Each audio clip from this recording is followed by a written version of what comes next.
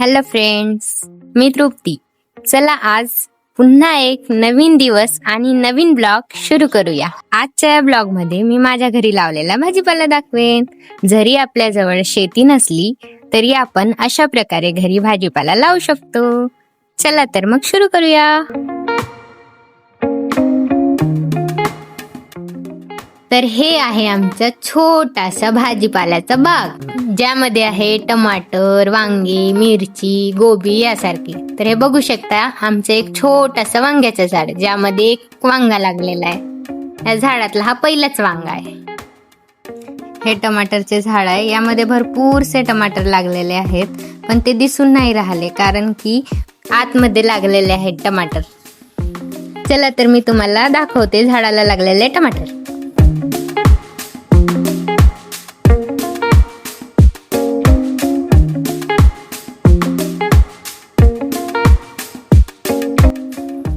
सध्या हे टमाटर कच्चे आहेत, यांना पिकायला वेळ आहे.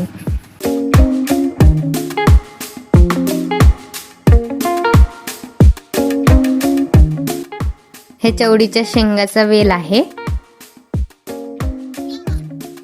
इथे काही गोबी लावलेले आहोत आणि इथले आम्ही 2 गोबी खाल्लेलो पण आहोत. भाजी खूप टेस्टी वाटले.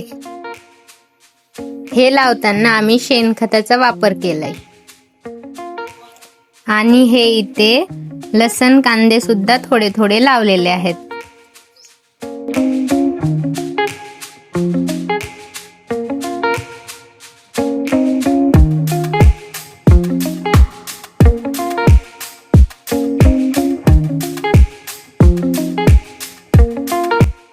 हे काही वांग्याचे झाडे आहेत. यांना फुले तर आले आहेत, पण वांगे लागायचे आहेत.